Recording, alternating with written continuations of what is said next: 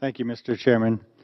Uh, Will Micklin, Central Council, Tlingit Haida Tribes of Alaska. Our spirit people, our Isht, all carried oyster catcher rattles because the oyster catcher lives on the tide line, which exists between the world of the living and the spirit, between the waters, the ocean, and the beach. The people lived on the land and the spirits lived on the waters. When other travelers came to our communities, they would stand in their canoes and declare, Gurach Yakusoe from the beach. It's, where from does your canoe come? And they would answer.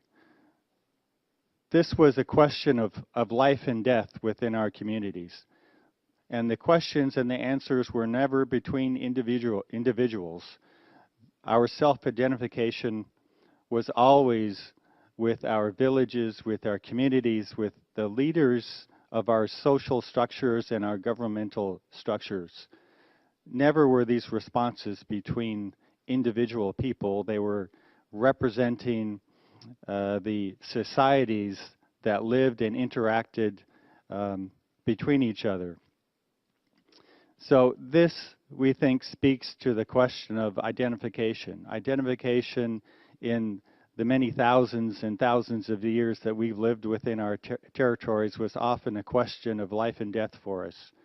The importance of identification is before this body and is as important for us in our effort to increase the advocacy for our interest with the member states of the United Nations. We think that the accreditation body would be able to elaborate standards and procedures for accreditation, and among these, most important, would be self-identification as indigenous governing institutions. We know that being able to evidence our history, our common history, our common language, our territories that we have existed in for millennia upon millennia, and our shared culture and its expressions, as I have mentioned in the recognition practices that we have long conducted. And the evidence of our democratic representative or traditional governments that provide the governance structure to our communities. These are the considerations that should be a part of the criteria by the accrediting body, but with the added special consideration given to the impacts of colonialism and dominant societies that have had a deleterious effect on language, the commonality of language, of fluent language speakers, and other practices that have been adverse for our communities. We think that as indigenous governing bodies, that these written and oral testimonies and statements and descriptions of our people and their shared histories and territories would be able to demonstrate from self-identification, but also extend to acknowledgement by our relations. In the morning testimony, I spoke about our relations, our kinsmen through our ancestors that are throughout the northern Pacific Rim, from Russia to Canada, down the U.S. coast, and over to the Pacific Islands.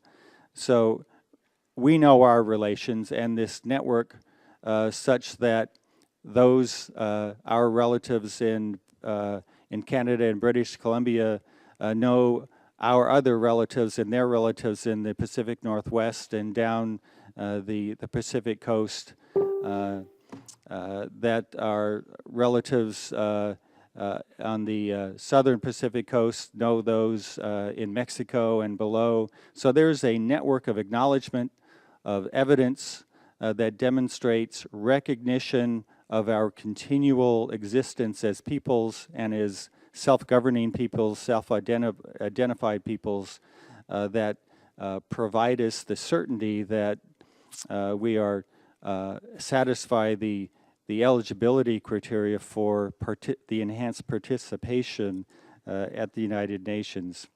We think that the evidence of state recognition would be additive, but not determinative, that we are recognized by the dominant society as we sit amongst other tribal nations that are recognized by the United States federal government, we think should support an application, but not wholly determine an application, as in our experience, the state of Alaska has long denied the existence of the 226 federally recognized tribes in the state of Alaska, only changed with the recent election of a independent governor with a lieutenant governor who is a Tlingit person, one of our community.